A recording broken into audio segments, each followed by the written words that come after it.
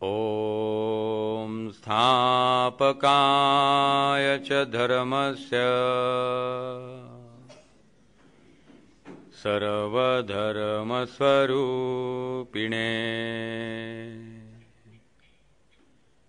अवतारवरिष्ठाय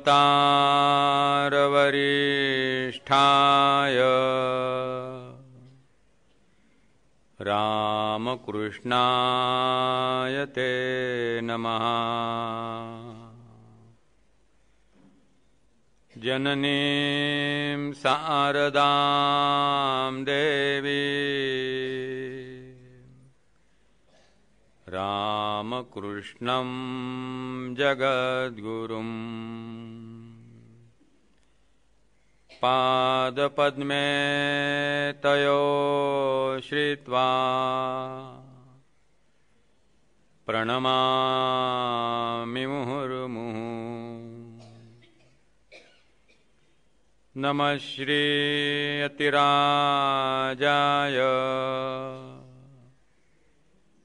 विवेकानन्दसूरये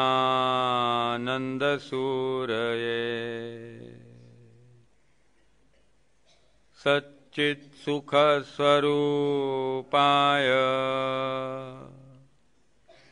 स्वामिने तापहारिणे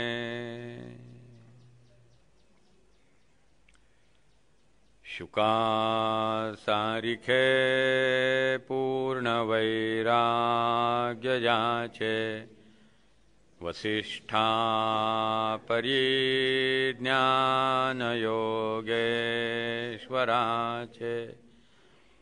कविवाल्मीका सारिकामान्यैसा नमस्कार मादा सद्गुरु रामदासा मनाची शते ऐकता दोष जाती मती मंदते साधना योग्य होती सढे ज्ञान वैराग्य सामर्थ्य अंगी म्हणे दास विश्वासिता मुक्तिभोगी। जय जय रघुवीर समर्थ सब संतन की जय। श्रेयस आणि प्रेयस विचार हा आपण मनाच्या श्लोकाच्या माध्यमातून पाहत आहोत। काय हिताचं आहे, काय अहिताचं आहे, काय सुखाचं आहे, काय दुःखाचं आहे, कुठल्या गोष्टीनं कल्याण होईल, कुठल्या गोष्टीनं त्रास होईल, या सगळ्याचा तपशील आपण पाहत आहोत। काल आपण पाहिलं की द्रव्य शुची फार महत्वाची आहे। मनुष्य संपत्ती कशी याच्यावरती खूप गोष्टी अवलंबून आहेत। त्याचं शारीरिक स्वास्थ्य, त्याची मनशांती आणि त्याचं कुटुंबातलं सुसंवादी वातावरण, हे सगळं घरात पैसा कुठून येतो, कसा येतो, याच्यावरती खूप निर्भर आहे। म्हणून काल आपण नको रे मना द्रव्यते पुढीलांचे, जो माझ्या कष्टाचा नाही, ज्याच्यावर माझा हक्क नाही, ज्याच्यावर इतरांचा डोळा आहे, अशा संपत्तीला मी घरात जागा सुद्धा देता कामा नये। ती संपत्ती घरात गुपचूप बसणार नाही। महाभारतामध्ये त्या कलीला प्रवेश करायचा असतो आणि कलीला कुठेच जागा नसते आत शिरायला। तेव्हा कली म्हणतो मला फक्त सोनं द्या, मी सोन्यात आत शिरीन। याचा अर्थच त्या संपत्तीबरोबर कली घरामध्ये शिरतो। सोन्यात सांकेतिक आहे, सिंबॉलिक आहे। मग त्या राजाच्या मुकुटात बरोबर तो कली शिरतो आणि त्या राजाला दुर्बुद्धी होते। म्हणजे सोन्याच्या रूपानं तो आत शिरतो, संपत्तीच्या रूपानं तो आतमध्ये शिरतो। म्हणून घरात येणारी संपत्ती जी आहे त्याची शुचिता आणि संपत्तीचा मोह आपण कटाक्षाने टाळला पाहिजे। त्याला सुरुवातीला विचारलं मी, उपयोग होतो का ह्या सगळ्याचा? एक अशी गमतीशीर घटना आहे। ह्याच विषयावर मी एके ठिकाणी बोलत होतो। हा श्लोक नको रे मना द्रव्य ते पुढीलांचे, आणि हे सगळं त्याचं चित्र जे आहे ते त्या प्रवचनात उभं केलं. एका भगिनीने ते प्रवचन ऐकलं, त्या श्रोत्यामध्ये होत्या, आणि नंतर लगेच त्या मला भेटल्या. म्हणजे माझं तुमच्याकडे जरा काम आहे. तर म्हटलं सकाळी घरी या. त्या घरी सकाळी आल्या. त्या नर्सची नोकरी करत होत्या आणि 15 दिवसाचा पगार त्यांना चुकून जास्त मिळाला होता. रिटायर झाल्या होत्या. म्हणजे प्रवचनाचे काही काही वेळा अगदी वाया जात नाही. काही लोकांची अडचण आहे, काय नसते प्रवचन करून काय होणार आहे. प्रवचनाने माणसाला साक्षात्कार होत नसेल, प्रवचनकारालाही झालेलं नसेल, ऐकणाऱ्यांनाही होत नसेल, पण जीवनाचा स्तर जो आहे तो उंचावण्याला मदत होते. मनुष्य आहे तसा राहत नाही. सरपणे अगदी टीव्हीवर जाहिरात असते तितके कपडे स्वच्छ निघत नसतील, पण धुवायच्या आधी जसे होते त्यापेक्षा नक्की चांगले असतात. थोडा त्या कपड्यांचा दर्जा नक्की सुधारतो. तसं या ठिकाणी थोडासा बदल नक्की घडतो. त्या भगिनी दुसऱ्या दिवशी माझ्याकडे आल्या आणि त्यांना मी 15 दिवस रजा घेतली होती. माझी रजा विदाऊट पे होती, पण गडबडीत असं घडलं की मला सगळा पगार मिळाला. डिपार्टमेंटकडनं मला त्या महिन्याला सगळा पगार आला. मग त्या भेटल्या डायरेक्टरला. हॉस्पिटलमध्ये नोकरी करत होत्या. त्या हॉस्पिटलच्या डायरेक्टरना भेटल्या. डायरेक्टर म्हटले जाऊ द्या, तुम्हाला पैसे मिळालेत ना, नुकसान तर नाही तुमचं. आता राहू द्या म्हटलं, ते फार खडाखोड करत बसायला लागेल, त्या एंट्रीज फिरवायला लागतील. आता त्यांच्याकडून आले जर तर त्यांच्या लक्षात आलेलं नाही, तुमची रजा जी आहे ती आता तुम्हाला पसलेली आहे म्हटले, विथ पे झालेली आहे. आता पुन्हा ते सगळं तुम्ही करत बसला तर ते बरेच सोपस्कार आहेत. मग एवढे सोपस्कार करण्यापेक्षा तुम्ही हे पैसे तुमच्याकडे राहू द्या. 2-3 वर्ष त्या बहिणीकडे पैसे होते. कधी त्यांना काही वाटलं नाही की आपल्याकडे आपण हे चुकीचे पैसे घरामध्ये आलेले आहेत म्हणून. पण ते प्रवचन ऐकलं आणि ते डिस्टर्ब झाले. आणि मग ते मला भेटल्या. म्हटलं हे 6,000 रुपये जे आहेत ते असे म्हटले मला पगारातले जास्त मिळाले आणि मला ते काल तुमचं प्रवचन ऐकल्यानंतर खूप अस्वस्थ मी झालेले आहे, तर हे मी तुम्हाला देणार आहे म्हणते, त्यासाठी मी आणलेले.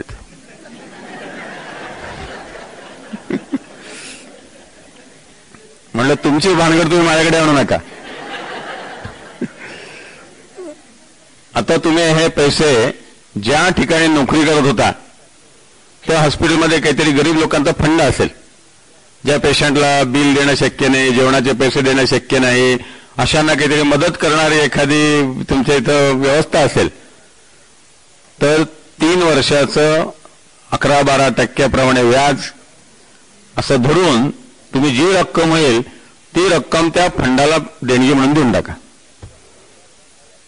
आणि त्या हॉस्पिटलच्या डायरेक्टरला सांगा की जेव्हा केव्हा तुम्हाला असं काही गरज भासेल तेव्हा ही रक्कम वापरा. जिथून तुम्हाला तो पैसा आलेला आहे तिथंच तो परत गेला पाहिजे. जिकडे तुम्ही द्याल तिकडे लक्षण सुरू होईल. तुम्ही सुटलात त्या माणसाच्या पाठीमागे ते 1.25 आणे दे, 6 रुपये दे, हे त्याच्या मागे सुरू होईल. 6,000 रुपये आण. म्हणून या ठिकाणी पैशाची शुचिता जी आहे, द्रव्यशुची, दाराशुची, या 2 शुचिता ज्या आहेत त्या खूप सांगितल्या आहेत. म्हणून भगवान रामकृष्णदेव पुन्हा पुन्हा कामिनी आणि कांचनाचा त्याग हा विषय मनावरती बिंबवत असत. पुढे जो मनुष्य हे सगळे नियम पाळत नाही, विधीला सोडून वागतो, निषेधाचं आचरण करतो, त्याचं एक उदाहरण घेतलेलं आहे आणि ते म्हणजे रावण. मौलीने किती सोप्या शब्दात सांगितलंय, विधीते पाळीत, निषेधाते गाळीत, मज देऊनी जाळीत कर्मफळे. जे विधीला धरून आहे तसं तू आचरण कर, जे निषेधात्मक आहे ते तू सोडून दे, आणि सत्कर्म केल्यानंतर ती फळं जाळून टाक. त्या फळांची अपेक्षा बाळगू नकोस. आता मी इतकं चांगलं वागलं आणि त्याचं मला इतकं चांगलं फळ मिळालं पाहिजे ही तू मनातनं कल्पना काढून टाक. म्हणून या ठिकाणी असं न वागणारा एक समाजातला प्रतिनिधी घेतलेला आहे आणि तो म्हणजे रावण. म्हणा सांगपा रावणा काय झाले. रावण हा तसा मुळातला अतिशय बुद्धिमान आहे. तो संस्कृतचा महान पंडित आहे. वेदांमधील पदांची संगती रचण्याचं काम रावणाने केलेलं आहे. रावणाच्या नावाने एक संहिता आहे. शिवपुराणात भगवान शंकराने जेव्हा घर बांधलं कैलास पर्वतावरती त्या घराची वास्तुपूजा करत असताना पौरोहित्य रावणाने केल्याची नोंद आहे. बघा, भगवान शंकराने पुरोहित म्हणून त्याला इन्व्हाइट केलं. एवढा तो महत्वाचा मनुष्य होता, इतका तो पंडित विद्वान होता, त्याने तप केलं होतं. आजही आपण गोकर्ण महाबळेश्वरला गेलो तर तिथं ज्या ठिकाणी बिभीषण, रावण आणि कुंभकर्ण या तिघा भावांनी तपश्चर्या केली ती जागा गोकर्ण महाबळेश्वरला दाखवली जाते. बरं, रावणाचं वैभव किती होतं, संबंध लंका सोन्याची होती. रावणाचा जनसंपर्क चांगला होता, प्रजा अतिशय खुश होती. प्रजेची रावणाबद्दल कुठेही तक्रार नव्हती. लंकेमध्ये दहशतवाद नव्हता, कारण लंकेतल्या दहशतवादी बाहेरच दहशतवाद करत होता. तर लंका व्यवस्थित होती, लंकेतल्या लोकांचं खाणं पिणं राहणं सगळं मजेत होतं. आज ते कुठेही नोंद नाहीये की लंकेतल्या लोकांची रावणाबद्दल तक्रार आहे. रावणाच्या अत्याचाराचं टार्गेट जे आहे ते ऋषीमुनी आहे, सज्जन लोक आहेत. आणि लंकेत सज्जन लोकच नसल्यामुळे काही प्रश्नच नाही, त्यांना टार्गेट व्हायचं कारणच नाही. तिकडे सगळे खाओ पिओ मजा करो या वृत्तीचेच लोक होते. आणि त्या रावणाचं राज्य तसं संपन्न होतं, व्यवस्थित होतं. पण एका क्षणामध्ये सगळं धुळीला मिळालं.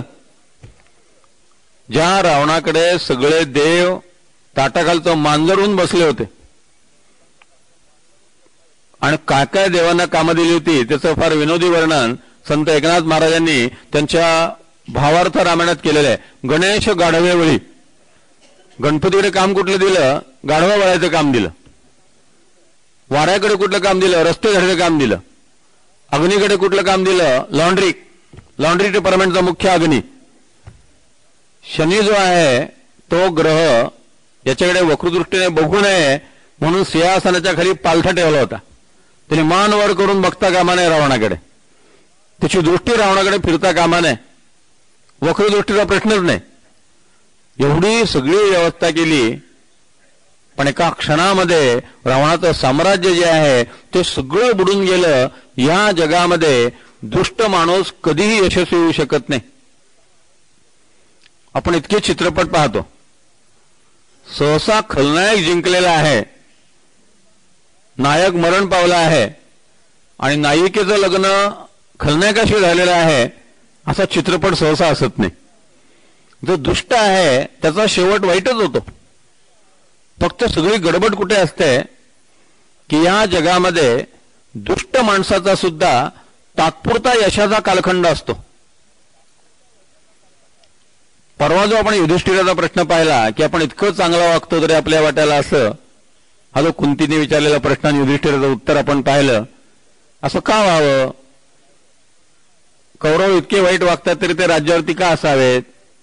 जेव्हा प्रश्न विचारला गेला कुंतीकडून तेव्हा पांडवांचा तात्पुरत्या अपयशाचा आणि कौरवांच्या तात्पुरत्या यशाचा कालखंड असतो होता. म्हणजे जीवनामध्ये असं घडतं, सज्जन माणसं ही तात्पुरती अपयशी असतात, दुर्जन माणसांना तात्पुरतं यश वैभव मिळतं आणि आपण त्या तात्पुरत्या यशावरनं आणि वैभवावरनं ते कायमचं यश आहे आणि शाश्वत टिकणारं वैभव आहे असं गृहीत धरतो. आणि माहिती आहे आपल्याला असं वाटायला लागतं की आता वाईट वागण्याखेरीज काही गत्यंतर नाही, आपणही थोडंसं असंच केलं पाहिजे. आणि आपण आपल्या ध्येयापासून विचलित होतो आणि लगेच तत्वाशी तडजोड करायला लागतो. पण दुर्जनांचा तात्पुरता यश किंवा विजय म्हणजे शाश्वत विजय नाही. शिवचरित्र पाहिलं की असं वाटतं की औरंगजेब यशस्वी झालेला आहे, पण त्यांनी शिवाजी महाराजांचा मृत्यू डोळ्यांनी पाहिला. संभाजी महाराजांना तर त्यांनी स्वतःच ठार मारलं. राजारामाचा मृत्यू त्याने डोळ्याने पाहिला. संभाजी महाराजांचा मुलगा शाहू त्याला त्यांनी तुरुंगात टाकलं. म्हणजे दिसायला असं चित्र दिसतं. 1700 सालचा इतिहास जर आपण पाहिला तर 1700 सालचं पिक्चर असं आहे की औरंगजेब यशस्वी आहे आणि मराठ्यांचं साम्राज्य अपयशी आहे. आज चित्र काय, किती ठिकाणी औरंगजेबचे पुतळे आहेत, किती ठिकाणी औरंगजेबची तैलचित्र आणि फोटो आहेत. यावर शिवाजी महाराज, संभाजी महाराज यांची जयंती थाटामाटच साजरी केली जाते. सध्या संभाजी महाराजांची 150वी जयंती सगळीकडे महाराष्ट्रात साजरी केली जाते. म्हणजे ह्या जगामध्ये वाईटाचा तात्पुरता विजय असू शकतो, पण शाश्वत जीवनमूल्य जे आहे ते सत्य टिकून राहतं. आणि असत्य केव्हा नष्ट होईल काही सांगता येत नाही. म्हणून कुडी वासना टाकून दे सांगताना कुडी वासना सांडी वेगी म्हटलेलं आहे. याच्या आधी म्हटलं होतं मना वासना दुष्ट कामा न ये रे. आता दुष्ट वासना यालाच पर्यायी शब्द वापरला कुडी वासना. समर्थांना माहिती आहे एकदम निर्वासन होणं शक्य नाही. एकदम इच्छा टाका निर्विचार व्हा कृष्णमूर्ती म्हणतात तसं माणसाला जमणार नाही.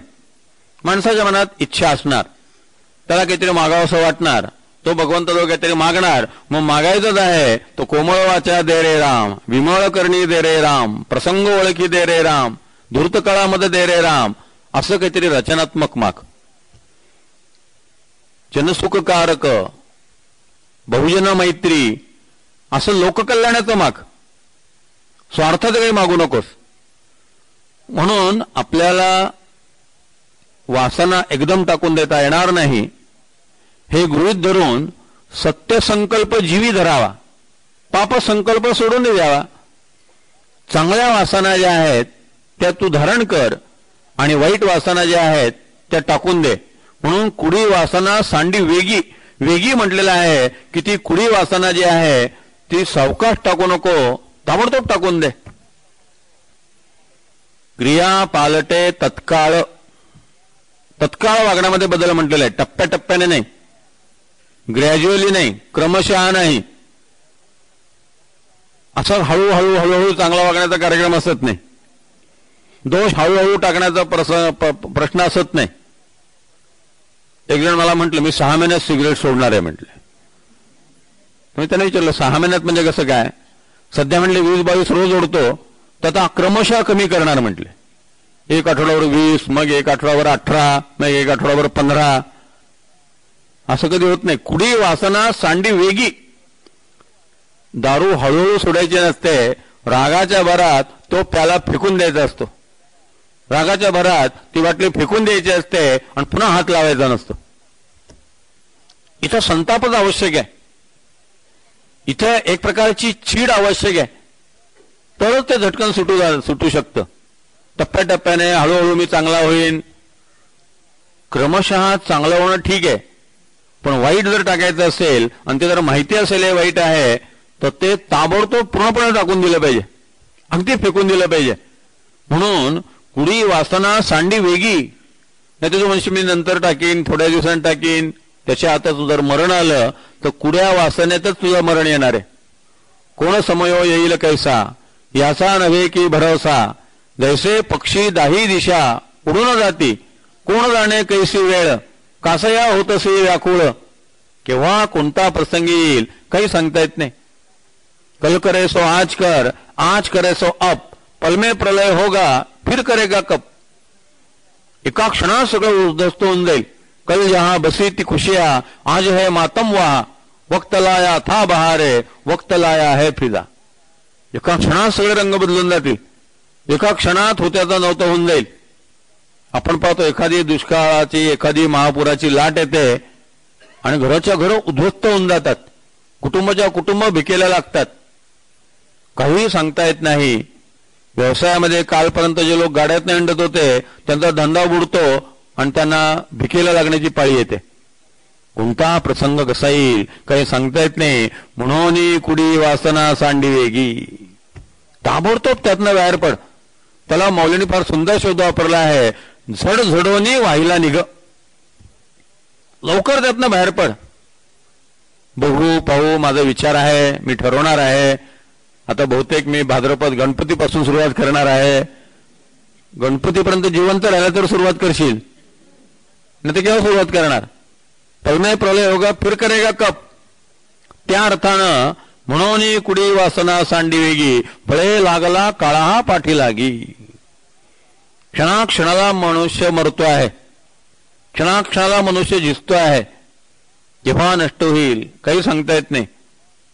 मग अशा परिस्थितीमध्ये किती आपण त्याच्या अधीन राहणार आहोत, किती वासनेला चिकटून राहणार आहोत. कुडी वासना सांडी वेगी. आणि म्हणून रावणाचं उदाहरण दिलेलं आहे की सगळं राज्य जे आहे ते एका क्षणात बुडालं, एका क्षणात उद्ध्वस्त झालं. तू ज्याला चिकटून बसलेले आहेत ते केव्हा नष्ट होईल काही सांगता येत नाही, कारण ह्या सगळ्या गोष्टीवरती तुझा काही अधिकार नाहीये. म्हणून वाईट वागलं तरच जमेल, वाईट केलं तरच मिळेल, अशा प्रकारे खोटं नाटक करावंच लागतं. त्याशिवाय या जगामध्ये चालतच नाही. या ज्या चुकीच्या कल्पना आहेत या चुकीच्या कल्पना तू मनातनं काढून टाक. एक महत्वाची गोष्ट आहे की पशु पक्ष्यांना इतिहास आणि संस्कृती या गोष्टी नाही आहेत, माणसाला इतिहास आणि संस्कृती आहे. आपण जे वागतो आहे त्याचं रेकॉर्ड होत आहे, त्यातनं इतिहास तयार होणार आहे. पशु पक्ष्यांचं काही नाही, ते कसेही वागले तरी त्याचं काही रेकॉर्ड नाही आहे, त्यांना संस्कृती नाही आहे. माणसाला संस्कृती आहे. आपण शब्द वापरतो भारतीय संस्कृती, पाश्चिमात्य संस्कृती, पौर्वात्य संस्कृती, ऋषीमुनींची संस्कृती, त्यांचा इतिहास. जेव्हा त्या राजा दिलीपाला तो सिंह खायला लागला आणि राजा दिलीपाला त्या गाईचं रक्षण करायचं होतं, तर तो सिंह म्हणाला, रे राजा तू तरुण आहेस, सत्ता आहे, सामर्थ्य आहे, विवाह झालेला आहे, संसारिक सुख भोग आनंदात राहा, या गायीसाठी प्राण वगैरे देऊ नकोस, तू घरी परत जा. तेव्हा राजा दिलीपाने सांगितलं, तू माझ्या हाडामासांच्या शरीराचा विचार करू नकोस, माझ्या कीर्ती शरीराचा विचार कर. असं होता कामा नये की अयोध्येचा इतिहास लिहिताना अयोध्या नरेश राजा दिलीप गाईला वाचू शकला नाही, तो परत निघून आला आणि त्याच्या कारकिर्दीमध्ये एक गाय मरण पावली. का तर त्याच्याला मध्ये ते गाय वाचवण्याची हिंमत नव्हती. सिंहाने त्या गायीला खाऊन टाकलं आणि राजा हात हलवत परत आला. असं माझ्या कारकिर्दीमध्ये होता कामा नये, माझ्या नावावरती अशी नोंद असता कामा नये. माणसाने इतिहासाचा विचार करायचा आहे. माणसाच्या वागण्यातनं इतिहास तयार होतो. माझ्या मनात नेहमी येऊन जातं की आपण शिवाजी महाराजांचा इतिहास शिकतो, भारतीय स्वातंत्र्याचा इतिहास शिकतो. स्वातंत्र्यानंतरचा इतिहास लिहिताना चारा घोटाळा प्रकरण मुलांना शिकवणार का दहशतवाद शिकवणार? काय शिकवणार मुलांना? का हर्षद मेहता आणि तेलगी यांचे टिपा द्या म्हणून प्रश्न असणार? काय विचारणार तुम्ही मुलांना? जे चाललेलं आहे त्यातनं इतिहास तयार होतोय. मग माझ्या वागण्यातनं जर इतिहास तयार होणार असेल तर माझं वागणं जे आहे ते सुद्धा ऐतिहासिक असलं पाहिजे. आणि म्हणून मना सांगपा रावणा काय झाले, अकस्मात ते राज्य सर्वही बुडाले. म्हणून त्याच्यावरती उपाय सांगितला, मना राघवे वीण आशा नको रे, मना मानवाची नको कीर्ती तू रे, जया वर्णिती वेद शास्त्रे पुराणे, तया वर्णिता सर्व ही श्लाघ्यवाणे. 18व्या श्लोकामध्ये पुन्हा श्रेयस प्रेयस विचार सांगितलेला आहे. स्तुती करायची वाटते, कौतुक करावं असं वाटतं, मग माणसाचं करू नको, देवाचं कर. आधार घ्यावा असं वाटतो, कोणाची तरी मदत घ्यावीशी वाटते, कुणाच्या तरी आश्रयाने जगावं असं वाटतं, मग भगवंताचा आश्रय घे, माणसाच्या आश्रयावरती अवलंबून राहू नकोस. मना राघवे वीण आशा नको रे, एक मनामध्ये फक्त इच्छा ठेव भगवंताची. दासबोधात समर्थाने म्हटलेलं आहे, रामे विण जी जी आज ती ती जाणावी नैराज, माझे माझे म्हणता सावकाश शिणची उरे. सांडुनी राम आनंद घन, ज्याचे मनी विषय चिंतन, तयासी कैसे समाधान लोलंगतासी. माऊलीने म्हटलंय, तैसा हृदयामध्ये रामू, असता सर्व सुखाचा आरामू, का भ्रांतासी पडे कामो विषयावरी. मना राघवे वीणा आशा नको रे. मनाच्या श्लोकात एक लक्षात घ्यायचं, जे शंकराचे भक्त आहेत ना त्यांनी मना शंकरा वीणा आशा नको रे. जे कृष्णाचे भक्त आहेत त्यांनी मना वासुदेवा वीणा आशा नको रे. ज्याचे आपण भक्त असू ते देऊन घ्यायचं. रामकृष्णाचे भक्त असतील, मना रामकृष्णा वीणा आशा नको रे. आपलं जे आराध्य दैवत आहे, आपलं जे प्रेमास्पद आहेत, आपले जे सद्गुरू आहेत, आपलं जे आराध्य स्थान आहे ते तिथे लावून टाकायचं की त्याच्याशिवाय कुठला असा नको. द्रौपदीने आधार घेतला, आधी पांडवांचा आधार घेतला, मग लक्षात आलं पांडव काही करू शकणार नाहीत. मग तिला असं वाटलं सासरे वाचवतील म्हणून भीष्मांकडे गेले. धृतराष्ट्रांकडे गेली. धृतराष्ट्राने मुलगा माझा ऐकत नाही म्हणून सांगून मोकळे झाले. भीष्मांकडे गेली, द्रोणाचार्यांकडे गेली. जेव्हा द्रौपदीचे सगळे आधार तुटले तेव्हा तिच्या लक्षात आलं, मना श्रीकृष्णा वीणा आशा नको रे. आता ह्या सगळ्या संकटातनं, ह्या बिकट परिस्थितीतनं आपल्याला सोडवू शकेल, आपल्याला वाचवू शकेल असं एकच मनुष्य आहे, एकच शक्ती आहे, आणि ती शक्ती म्हणजे भगवान श्रीकृष्ण. आधारच घ्यायचा तर दुबळ्याचा काय घ्यायचा. एकदा काही लोकांनी नानकांना गळ घातली की सम्राट तुम्हाला फार मानतो, तुम्ही सम्राटांकडनं जमीन मागा, आम्हाला तिथे शाळा काढायची आहे. तर नानक म्हणाला, मी आजपर्यंत कधी मागितलं नाही, अजून सम्राटापर्यंत कधी काही घेतलं नाही त्याच्याकडनं. त्याने मला दोनदा तीनदा विचारलं, मी प्रत्येकाला त्याला मला काही नको म्हणून सांगितलं. त्यामुळे आम्ही तुमच्याकडे मागा, तुमच्यासाठी मागायला कुठे सांगतोय, आमच्याकडे मागायचंय.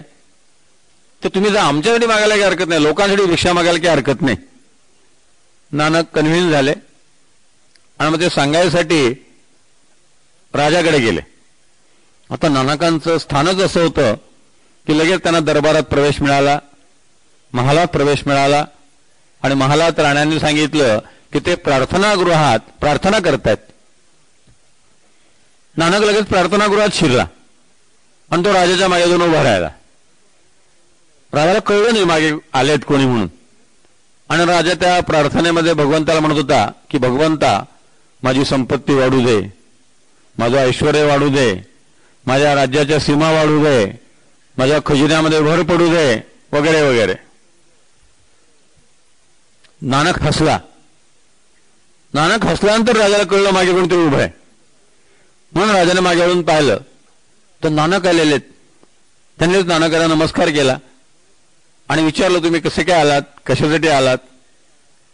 काही गोष्टी म्हणले, मागायसाठी आलो होतो, पण आता नको म्हटले, मला लक्षात आलं कोणाकडे मिळतं ते.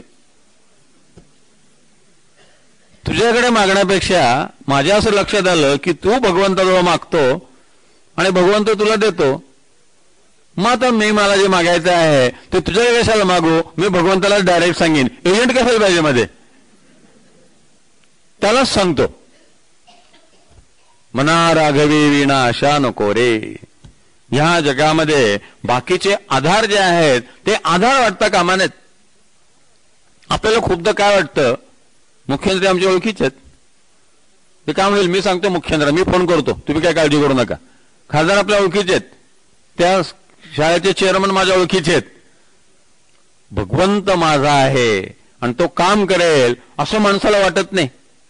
किती ओळखींचा आधार वाटत असतो, किती माणसांचा आधार वाटत असतो. आपल्याला भगवंत सोडून सगळ्याचा आधार वाटत असतो, भगवंताचा भरोसा वाटत नाही.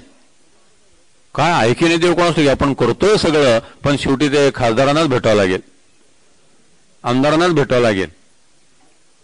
आणि संतांचं एक वैशिष्ट्य असतं, संतांना माहिती आहे या जगात भगवंताखेरीज कुठलाही आधार नाही. बाकीचे सगळे आधार जे आहेत ते नष्ट होणार आहेत, त्या मोडणाऱ्या कुबड्या आहेत. भगवंताचा आधार जो आहे तो सर्वात दृढ आहे, तो सर्वात पक्का आहे. म्हणून जे काही सांगायचं ते भगवंताला सांगा आणि सगळा आधार जो आहे तो भगवंताचा वाटू द्या. अनन्याश्चिंतयन्तो माम ये जना पर्युपासते तेषां नित्याभियुक्तानां योगक्षेमं वहाम्यहम्. अनन्य, भगवंताखेरीज दुसरा कुठला आधार नाही. एक भगवंत, संपलं. बाकी कुठल्याही मार्गाने मी जाणार नाही. ही जर दृढ श्रद्धा असेल तर अशा भक्तांसाठी भगवंत धावून येतो. जोपर्यंत तुम्ही इतर आधार घेत आहात तोपर्यंत भगवंत म्हणतो ठीक आहे चालू देत. आई जेव्हा कामात असते ना तेव्हा मूल इतरांच्या कडेवर असलेलं त्याला बरं वाटतं. जोपर्यंत ते मूल रडत नाही आणि इतरांकडे खेळत असतं तोपर्यंत ती निर्धास्त असते. जेव्हा ते मूल रडायला लागतं आणि ते म्हणतं मला आता आईशिवाय दुसरं कोणी नको, तेव्हा आई आपली सगळी कामं सोडते आणि त्या मुलाला घेते. पण मूल जर बाहेर रमत असेल तर म्हणतात चाललंय, रमले रमू देत, खेळते बाहेर खेळू देत, तोपर्यंत माझी घरातली कामं तरी होतील. या ठिकाणी भगवंत तर तसंच आहे. आता एवढं मोठं जग चालवायचं, गोंधळ घातलेला तो सगळा निस्तारत बसायचा, त्यामुळे तो बिझी असणारच आहे.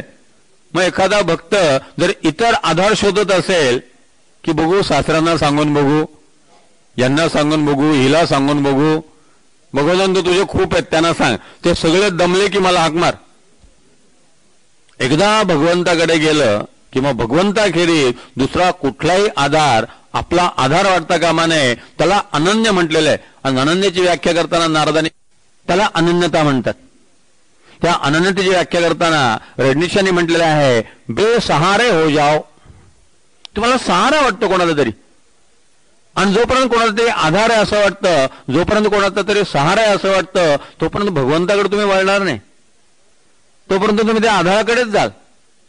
पण आधार कसे भासमान असतात, कसे खोटे असतात, एक एक जीवनामध्ये अनुभव येतो आणि मग लक्षात येतं या जगात परमेश्वराखेरीज आपलं कोणीही नाही. म्हणून मना राघवे बीड आशा नको रे. आधारच धरायचा झाला तर त्याचा धरा, जे काही सांगायचं ते सगळं त्याला सांगा. भगवान रामकृष्ण देवांच्या सगळ्या समस्या ते ठाकूरांसमोर मांडायच्या. त्यांना स्वतःला काही समस्याच नव्हत्या. भक्त येत असत, काही उपद्रव निर्माण करत असत, आणि मग भक्तांचं निस्तरण्यासाठी त्यांना आईकडे जावं लागायचं. पण सगळं आईकडे. रामकृष्णांनी काले मातेखेरीज आणखी कोणाचाही आधार घेतला नाही. सगळं काले माता, जगन्माता, आईने सांगितलं, आईला विचारतो, आईने दाखवून दिलं, प्रत्येक गोष्ट आई. असं जीवनामध्ये एक स्थान असलं पाहिजे की सगळी श्रद्धा, सगळा आधार तिथं, त्याला पर्याय नाही. इतर कुठलाही आधार हा आपला वाटता कामा नये, इतर कुठलीही गोष्ट महत्वाची वाटता कामा नये. आपल्याला सद्गुरू आणि भगवंत यापेक्षा इतके पर्याय असतात, इतके मदत करणारे असतात, इतके आधार असतात की हे दोन आधार इतक्या विनाशाळास आपण सोडून देतो. व्यावहारिक जगतामध्ये काही दिवस व्यवस्थित चालायला मदत होते, पण शाश्वत शांती, मनशांती, समाधान, सुख, स्वास्थ्य ह्या गोष्टी ज्या आहेत या फक्त भगवंताच्या आश्रयाने राहिले म्हणजे मिळतील. प्रल्हादाने फक्त भगवंताचा आश्रय घेतला, ध्रुवाने फक्त भगवंताचा आश्रय घेतला. एका क्षणात समर्थ रामदासांनी घर सोडलं. देवाच्या सख्यत्वासाठी पडाव्या जीवलगासी तुटी, सर्वार्पावे सेवटी, प्राण तोही वेचावा, जयासी वाटे सुखचे असावे, तेने रघुनाथ भजनी लागावे, स्वजन सकळ त्यागावे, दुःख मूळ जे यास वाटे वैराग्य करावे, तेने काहीच न विचारावे, उठवणी वाटेची लागावे दिगंतरा प्रीती. एक फक्त भगवंत, रामाविण जिजिया स्थिती जाणावी नैराश. भगवंतागिरीत ज्या इच्छा आहेत त्या सगळ्या दुराशा आहेत, त्या सगळ्या दुःख निर्माण करणाऱ्या आहेत, त्या सगळ्या दुःख पर्यवसानी आहेत.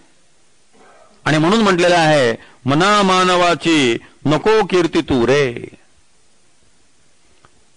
अनेकदा आपण जी मानवाची कीर्ती करतो ती कीर्ती करण्यापाठीमागे त्याचा आधार घेणं हा हेतू असतो, त्याची मदत घेणं हा हेतू असतो. माणसांची स्तुती केली, माणसांना खुश केलं म्हणजे माणसं मदत करतील. साहेबांना चांगलं म्हणत राहिलं, येस बॉस असं म्हणत राहिलं की काय साहेब आल्यापासून डिपार्टमेंट फार सुधारलं, बाकी काही म्हणा असं साहेबांच्या जवळ म्हणतं एकदा दोनदा, किंवा साहेबांना वाटतं हा आपल्या गँगचा मनुष्य आहे, हा आपल्याला मानणारा आहे, हा आपला समर्थक आहे, असं खोटं काहीतरी लाचारी करून स्तुती करून. म्हणून मना मानवाची नको कीर्ती तू रे. ऍप्रिसिएशन नसावा असा भाग नाही आहे. एखाद्या माणसामध्ये चांगला गुण असला त्याचं कौतुक हे झालंच पाहिजे. फक्त आपण जेव्हा एखाद्या माणसाची स्तुती करतो तेव्हा त्या स्तुती करण्यापाठीमागे आपला हेतू काय आहे तो तपासण्याची आवश्यकता असते. स्वार्थ साधावा, काम साधून घ्यावं. देणगीदाराकडे जायचं असलं ना की आधी त्यांच्यातून चांगलंच बोलावं लागतं, कारण देणगी द्यायची असते. गणपती मंडळ चाललं पाहिजे, तेवढ्यासाठी त्यांची स्तुती करायची, त्यांची दाढी गुरुवात बसायची. इथं स्तुती जी आहे त्यामध्ये खरे गुण आहेत अशातला भाग नाहीये. तुमचं काम साधायचं आहे म्हणून तुम्ही नसलेले गुण जे आहेत ते त्या माणसाला चिकटवतात. म्हणून मना मानवाची नको कीर्ती तुरे. समर्थाने मूर्ख लक्षण सांगताना म्हटलेलं आहे, सांडुनिया श्रीपती जो करे नरस्तुती तो एक मूर्ख. त्या सांडुनिया जगदीशा मनुष्याचा मानी भरोसा सार्थके विणवेची वयसा तो एक मूर्ख. माणसावरती विश्वास ठेवतो आणि भगवंताचा भरोसा ठेवत नाही. माणसाचा अजिबात भरोसा नाही, कारण अनेकदा माणसं स्तुती करतील तेव्हा त्याच्या पाठीमागे स्वार्थी हेतू असेल. तर रस्त्यावर काही ज्योतिषी बसले असतात बघा, पोपट वगैरे घेऊन बसलेले असतात, किंवा नुसते पत्रिका मांडून बसतात, तुम्हाला ते भविष्य सांगत असतात. तुम्ही तिथे जर गेलात की त्यांच्या भविष्याची सुरुवात असते. घरात पैशाला पैसा लागत नाही, बरोबर आहे ना? आता हे प्रत्येक घरात असंच असतं, पैशाला पैसा लागत नसतोच. कितीही पगार असला तरी महिना अखेर चणचण असतंच. आणखी दुसरं त्यांचं वाक्य असतं, पत्रिका पाहतात आणि म्हणतात तुम्ही सगळ्यांसाठी धडपड करतात पण लोकांना तुमच्याबद्दल काही वाटत नाही. करेक्ट, बरोबर आहे. आपला व्यवसाय काय म्हणून, अरे भविष्य सांग ना, सायकोलॉजी आहे का ती? पण आता तुमच्याकडनं जर पैसे काढायचे असतील, तुमच्याकडनं जर दक्षिणा घ्यायची असेल तर असंच काहीतरी सांगितलं पाहिजे आणि सायकोलॉजिकली तुम्हाला ब्लॅकमेल केलं पाहिजे. तुमचं इमोशनल ब्लॅकमेलिंग करायचं ज्योतिषाच्या नावाखाली आणि तुमच्याकडनं पैसे वसूल करायचे. आता इथं गोड बोलणं आहे, चांगलं बोलणं आहे, हे कशासाठी आहे? त्या पाठीमागे हेतू आहे. म्हणून मना मानवाची नको कीर्ती तुरे, या कीर्तीच्या पाठीमागे स्वार्थी हेतू असू शकतो. आणखी एक धोका आहे, एकदा माणसाला स्तुती ऐकायची सवय लागली की दोष सांगितलेलं चालत नाही. अप्रियस्य पथ्यस्य वक्ता श्रोताची दुर्लभा, संस्कृत सुभाषित आहे. सारखं इंदिरा इज इंडिया, हात बळकट करा, अशी ऐकायची सवय लागली. त्यामुळे मग राजीनामा द्या असं कोणी म्हटलं की तो मनुष्य एकदम शत्रू वाटायला लागतो. मग अगदी कानामध्ये तापलेलं तेल ओतल्यासारखं वाटायला लागतं. मग आणीबाणी, याला अटक, त्याला अटक, याला धरपकड, हे ते काय काय युक्त्या माणसं करत असतात, कारण स्तुती ऐकायची सवय लागलेली आहे. रावणाला स्तुती ऐकायची इतकी सवय लागलेली होती, जेव्हा बिभीषणाने सांगितलं की सीता परत करा, तुमच्या एकट्याच्या वासनेसाठी सगळ्या लंकेला संकटात टाकू नका, तेव्हा सिंहासनानं उठला आणि लात मारून त्यांनी बिभीषणाला दरबारातनं काढून टाकलं. चालायला लाग म्हटलं, एवढा तुला रामाचा पुरका असेल तू रामाकडे निघून जा. पण हिताचं होतं, कल्याणाचं होतं, ते ऐकावं असं वाटलं नाही. एकदा माणसाला स्तुती ऐकायची सवय लागली की सर्वात मोठा दोष, त्याचा अहंकार डेव्हलप होत राहतो. आणि मग हिताचं जर सांगायला लागलं कोणी किंवा दोष दाखवून द्यायला लागलं तर त्याला असं वाटतं आता हे दोषच दाखवतात, सारखे सारखे नावं ठेवतात, सारखे टीका करतात, सारखं वाईट म्हणतात. आणि मग सायकोलॉजिकली त्याचं स्वतःचं मानसिक संतुलन संपूर्ण ढळून जातं, त्याचा स्वतःला ताबाच संपून जातो. म्हणून मानवाची नको कीर्ती तू रे, माणसाची तू कीर्ती करू नको. कीर्तीमुळे माणसाचं पतन होऊ शकतं. म्हणून स्वामी विवेकानंदाने एका पत्रात लिहिलेलं आहे की साधकाने आपली स्वतःची स्तुती कधीही ऐकू नये.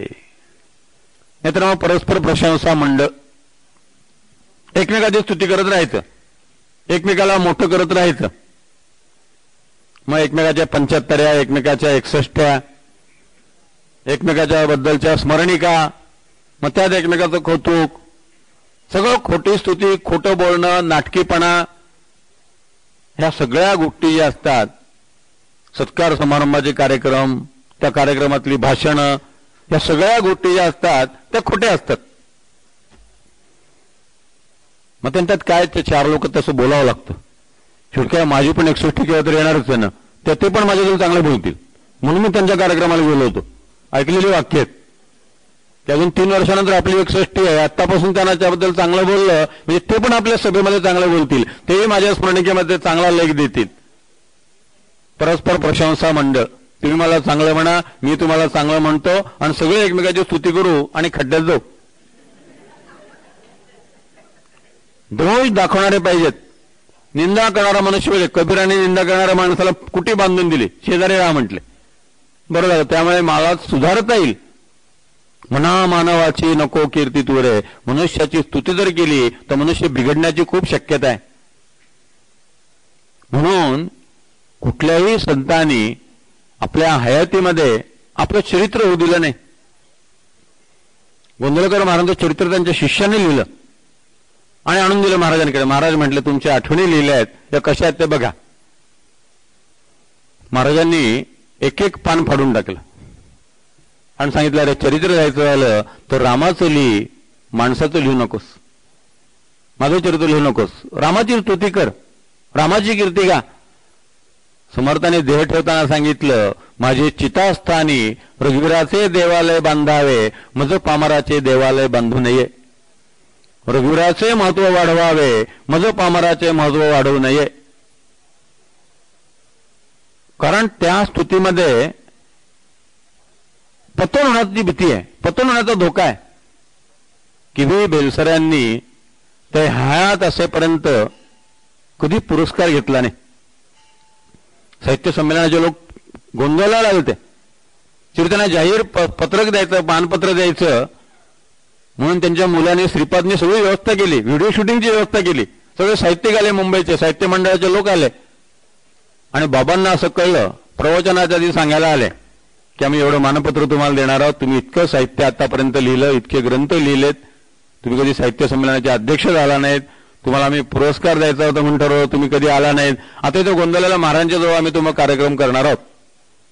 ते बाबा म्हटले, माझं आजचं प्रवचन रद्द, मी आज व्यासपीठावर चढणार नाही, तुम्हाला सगळे इथून निघून जा म्हटले. ते कॅमेरामॅन हे बाजूला ठेवा.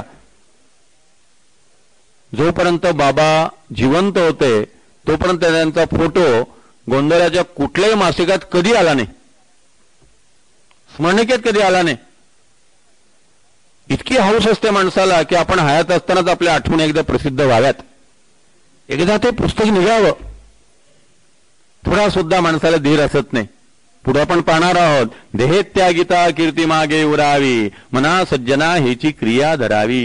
हयात असताना सगळ्या संतांना लोकांनी त्रास दिलेला आहे, त्यांच्या पश्चात त्यांची कीर्ती झालेली आहे.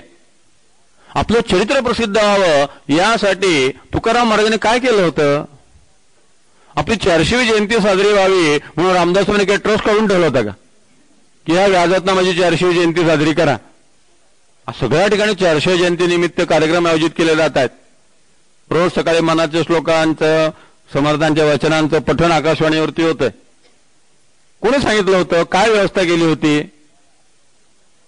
पण माणसाला हयात असताना आपल्या आठवणी, आपले अनुभव, आपण कशी उत्तम साधक आहोत, आपण कसे साक्षात्कारी आहोत, देव आपल्याशी कसा बोलला, परमेश्वराचा आपल्याला कसा अनुभव आला, एकदा त्या लोकांना कळू द्या. कुठेतरी लोकेशना दडलेली असते आणि या सगळ्या गोष्टीमुळे माणसाचं पतन होतं. म्हणून समर्थ म्हणतात, मना मानवाची नको कीर्ती तू रे. या स्तुतीच्या मागे मनुष्य दारेष्णेतनं सुटणं सोपं आहे, थोड्याफार प्रमाणात दवेष्णेतनं बाहेर पडणं सोपं आहे. पण लोकेशना ही परमार्थामध्ये इतकी भयंकर असते.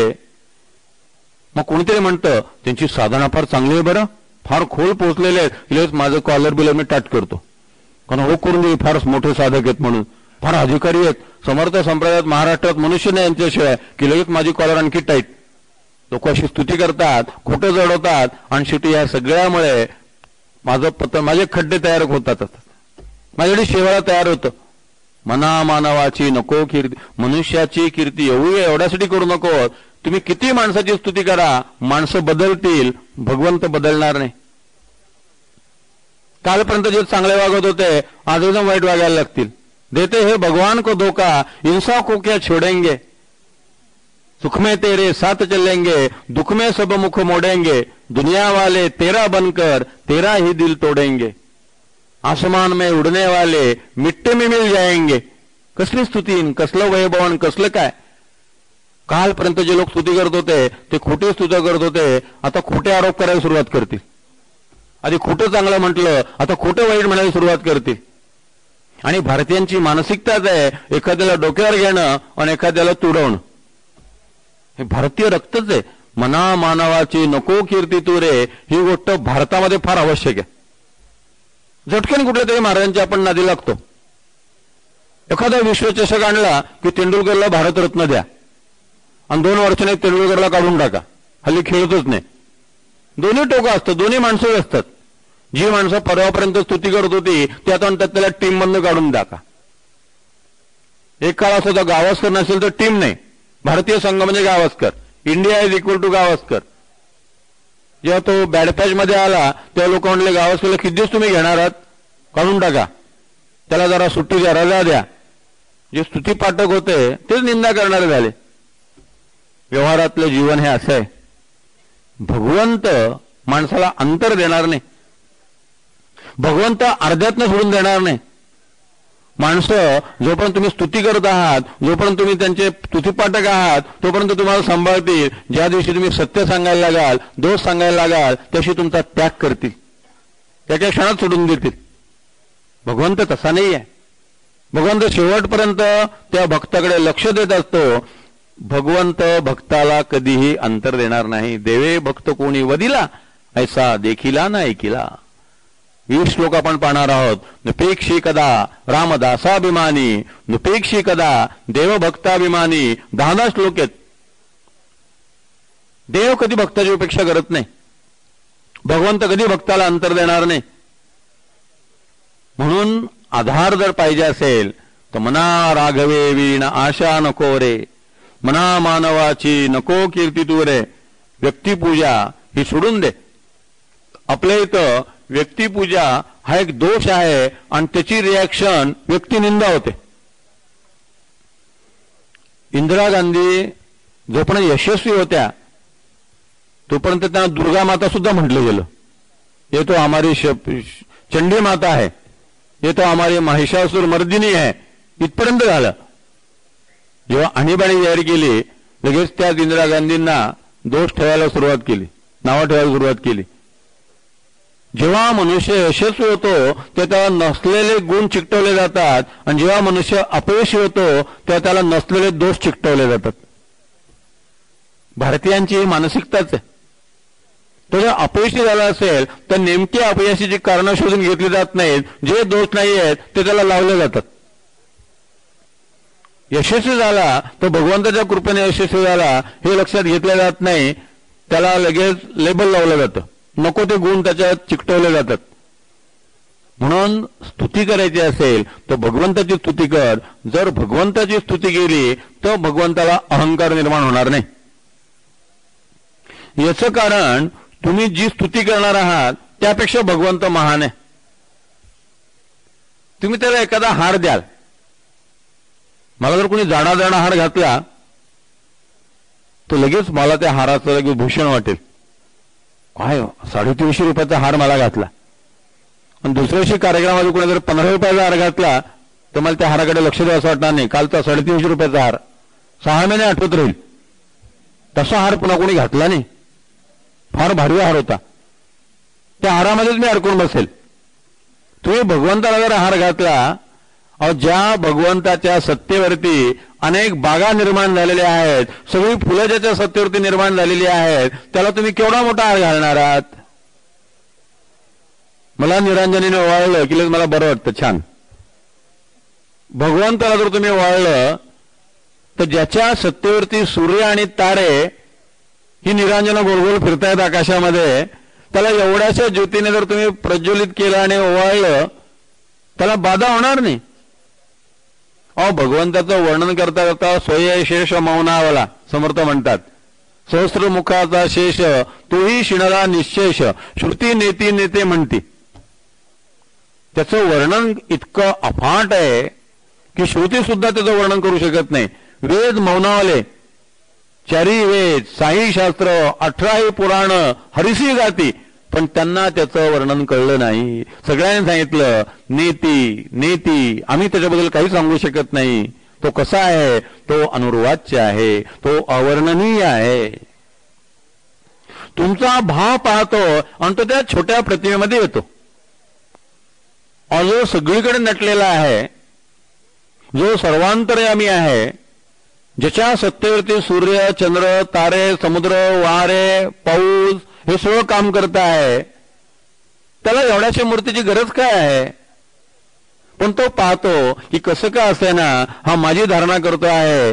मग भगवंताने गीतेत म्हटलेलं आहे, लोक ज्याप्रमाणे ये यथा माम प्रपद्यन्ते ताम तथैव भजाम्यहम. लहान मुलांनी काही हाक मारली नाही तरी आपण त्याला ओढ देतो. आपण म्हणत नाही की सायंटिफिक त्याने आपल्याला हाक मारली पाहिजे.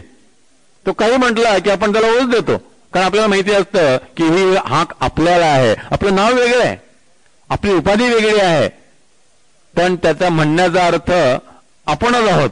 आपण लगेच धावत जातो. त्याला जे आई म्हणता झालं पाहिजे असं नाही. उलट लहान मुलाला आई म्हणता येत नसतं, ते फक्त रडतं, आई धावत जाते. रडणं म्हणजे आपल्याला हाक मारलेली आहे. ही जशी लहान मुलाची भाषा आहे, भक्ताची भाषा भगवंताला कळते. तुम्ही त्याची स्तुती केली तर तो त्या स्तुतीने मोहित होत नाही. उलट समर्थता म्हणतात, ग्रंथाचे करावे स्तवन, स्तवनाचे काय प्रयोजन, येथे प्रत्ययासी कारण प्रत्यय पहावा. आत्मारामाच्या शेवटी ते म्हणतात, ग्रंथ संपता स्तुती उत्तरे. अशी पद्धत आहे की ग्रंथ संपला की त्या ग्रंथाबद्दल चांगलं म्हणायचं. प्रवचन संपलं की वा वा फार छान झालं म्हणायचं. समारोपाच्या विषयी सांगायचं, हा आम्हाला फार बरं वाटलं, खूप छान झालं महिनाभर. संत म्हणतात, समर्थ म्हणतात आत्मारामामध्ये की ग्रंथ संपल्यानंतर स्तुती उत्तराची सवय आहे, पण माझ्या ग्रंथाची तुम्ही स्तुती करू नका. तो वाचा, साधना करा, अनुभव घ्या, आनंदी व्हा आणि सोडून द्या. संतांना स्तुती नको असते, भगवंताला स्तुती नको असते. आणि गंमत अशी आहे, ज्याला स्तुती नको असते त्याच्या मागे स्तुती लागते, आणि ज्याला स्तुती हवी असते त्याच्या मागे खोटे स्तुतीपाठक लागतात. मना मानवाची नको कीर्ती तुरे, जया वर्णिती वेदशास्त्रे पुराणे, तया वर्णिता सर्वही श्लाघ्यवाणे. इतका महान आहे भगवंत, इतका अफाट आहे, इतकी त्याची सत्ता अनंत आहे की तुम्ही त्याची केलेली स्तुती आणि त्यासाठी वापरलेले शब्द हे यक्कश्चित असणार आहेत. त्याचं यथार्थ वर्णन असणार नाहीये. तुम्ही त्याचं जे वर्णन करणार आहात ते अंशात्मक असेल, तो परिपूर्ण आहे, तो पूर्णबिंब आहे. आणि याचं कारण माणसाची ग्रहणशक्ती कमी आहे, तुम्ही त्याची धारणाच करू शकत नाही. आणि दुसरं कारण, तुम्ही जर धारणा करू शकलात आणि जरी धारणा केली तरी त्याच्या अभिव्यक्तीसाठी तुमच्याकडे जे शब्दांचं सामर्थ्य आहे, भाषेची दारिद्र्य आहे, भाषेची दुर्बलता आहे. भाषा समर्थच नाहीये. न तत्र वाक् गच्छति, भाषा तिथं पोहोचूच शकत नाही, वाणी कुंठित होते. असं ते अद्वितीय अनुभूतीचं क्षेत्र आहे. आणि म्हणून तया वर्णिता सर्वही श्लाघ्यवाणे. त्याची खरी स्तुती होऊ शकणार नाही, यथार्थ स्तुती करताच येणार नाही. म्हणून स्तुतीच करायची झाली तर त्याची करा. माणसाचं ॲप्रिसिएशन असलं पाहिजे, विशेषतः लहान मुलांचं ॲप्रिसिएशन केलंच पाहिजे. लहान मुलांचं जर कौतुक केलं नाही, लगेच लहान मुलांना सांगू नका आजपासून मी फक्त भगवंताची स्तुती करणार आहे, तुझ्या चित्राला मी चांगलं म्हणणार नाही, असा त्याचा अर्थ नाही आहे. आज पर्वतीवरती मी गेलो होतो, तिथे आमच्या त्या गिरीश कुलकर्णींनी 101 वेळा पर्वती चढल्याचा उपक्रम केला. गिनीज बुकात त्याची नोंद झाली. तिथं जाऊन त्याचं कौतुक केलं, त्याची स्तुती केली, 5 मिनिटं त्याच्याबद्दल चांगलं बोललो. आता ह्या सगळ्या गोष्टी ज्या आहेत त्या आवश्यक आहेत की एक 22 वर्षाचा मुलगा, बरं तिसरा त्याचा उपक्रम आहे, पहिल्यांदा तो 22 तास सिंहगड चढत होता आणि उतरत होता. दुसऱ्या उपक्रमात त्याने 11 दिवसात शिवाजी महाराजांचे 42 किल्ले चढले आणि उतरले. मी आज भाषणात सांगितलं की शिवाजी महाराजांना सुद्धा 11 दिवसात 42 किल्ले चढावे लागले नसतील, त्यांच्यावर सुद्धा असा प्रसंग कधी आला नसेल. पण त्यांच्या पश्चात त्यांचे 42 किल्ले या मुलाने 11 दिवसात सर केले. आणि आता 101 वेळा पर्वती चढणं उतरणं, काल संध्याकाळ 6 पासून सुरू होतं, आज दुपारी 2ला संपलं. आता जाऊन त्याचं कौतुक केलं, त्याला शाल दिली, त्याचा गौरव केला, त्याची स्तुती केली. ज्या ज्या ठिकाणी चांगले गुण आहेत नाही तर त्या बाबतीत खडूसपणा करायचा नाही. नाही तर शेजाऱ्याचा मुलगा पहिला आला तर आधीच संबंध चांगले नाही आहेत आणि महाराजांनी सांगितलंच आहे, मना मानवाची नको कीर्ती तू रे. सोयीस्कर आहे, फार बरं झालं. आता त्याचं अभिनंदन करायची गरज नाही. कोणी परदेशात चाललं असलं, कोणाला चांगली नोकरी मिळाली, कोणाला प्रमोशन मिळालं, व्यवहारामध्ये या गोष्टी आवश्यक आहेत. फक्त त्याचा आधार वाटता कामा नये. गुणांची कदर करणं, गुणांचं कौतुक करणं हा त्याच्या पाठीमागे हेतू असावा, स्वार्थ नसावा. की पुढे मागे उपयोगी पडतील, आपल्या कामाला येतील, मग जरा थोडंसं चांगलं फिरून ठेवा, केव्हा तरी उगवेल, असा त्याच्या पाठीमागे हेतू नसावा. अगदी निरागस, निखळ, निरपेक्ष, निष्पाप, निर्व्याज, निर्मोह अशी स्तुती असावी. स्तुती ही इन्व्हेस्टमेंट असता कामा नये. स्तुती ही पेरणी असता कामा नये की केव्हा तरी उगवेल, माझ्या 61ला उपयोगी पडेल, माझ्या 75ला उपयोगी पडेल, माझ्या स्मरणिकेत लेख देईल, तेवढ्याकडे ते नसावं. ठीक आहे, आयुष्यभर त्या माणसाने काम केलेलं आहे, 4 शब्द त्याच्याबद्दल चांगलं लिहिणं आवश्यक आहे, लिहिले. चांगला वक्ता आहे, त्याची ओळख करून आपल्याला द्यायची आहे, तेव्हा ओळख करून देताना त्याच्याबद्दल चांगलंच म्हटलं पाहिजे. 4 त्याच्याबद्दल कौतुकाचे शब्द, त्यांनी केलेलं काम, ॲप्रिसिएशन निराळं आणि स्वार्थापोटी स्तुती करणं निराळं. म्हणून या सगळ्या श्लोकांच्या सीमारेषा ज्या आहेत त्या बरोबर लक्षात घेतल्या पाहिजेत. त्याची उपयोगिता, त्याचं मूल्य, प्रत्येक गोष्टीला मूल्य आहे, प्रत्येक गोष्टीला मर्यादा आहेत, प्रत्येक गोष्टीची उपयोगिता आहे, प्रत्येक गोष्टीचे दुष्परिणाम आहेत. औषधांचा उपयोग आहे, रिॲक्शन सुद्धा आहे, मनुष्याला काही पण होऊ शकतं. सगळ्या गोष्टीत उपयोग पण आहे, त्याची मर्यादा सुद्धा आहे. गोड उपयोगी सुद्धा आहे, पण फार गोड खाल्लं तर त्रासदायक सुद्धा आहे. व्यवहारामध्ये तारतम्यानं या सगळ्या गोष्टी ठरवाव्या लागतात. आज भगवंत हा स्तुतीचा, स्तवनाचा आणि चिंतनाचा विषय व्हावा. बाहेर व्यावहारिक जगतामध्ये जे जे चांगले गुण दिसतील, जे ज्या चांगल्या गोष्टी असतील त्याचं ॲप्रिसिएशन करणं, मुलांना प्रोत्साहन देणं, मुलांचा अहंकार डेव्हलप करणं फार आवश्यक आहे. नवीन कोणी प्रवचन शिकत असेल आणि त्यांनी पहिलं प्रवचन केलं असेल, जरी त्याच्या प्रवचनात चुका झाल्या असल्या, दोष झाल्या असल्या, तरी त्याला सांगितलं पाहिजे, बाबा फार छान प्रवचन झालं, पहिलंच प्रवचन इतकं चांगलं असं आम्हाला वाटलं नव्हतं. म्हणजे कुठून तरी त्याला प्रोत्साहन द्यायचं आहे, त्याला डेव्हलप करायचं आहे, त्याचा न्यूनगंड काढून टाकायचा आहे. त्यासाठी या सगळ्या गोष्टी आवश्यक आहेत. आपण कशासाठी करत आहोत तो हेतू तपासावा. तो हेतू शुद्ध असला म्हणजे कुठल्याही प्रकारचा धोका नाही, कुठल्याही प्रकारची गडबड नाही. पुढे समर्थ म्हणतात, मना सर्वथा सत्य सांडू नको रे, मना सर्वथा मिथ्य मांडू नको रे, मना सत्य ते सत्य वाचे वदावे, मना मिथ्य ते मिथ्य सोडून द्यावे. सत्य हे श्रेयस आहे आणि मिथ्य हे प्रेयस आहे. सत्य श्रेयस आहे, जरा जड जातं बोलायला, ऐकणाऱ्याला ऐकायला, पण हिताचं आहे म्हणून ते स्वीकारलं पाहिजे. खोटं बोलणं प्रेयस आहे, तात्पुरती सोय होते, वेळ निभवला जातो, पण परिणाम दुःखदायक आहे, म्हणून ते टाकून द्यावं.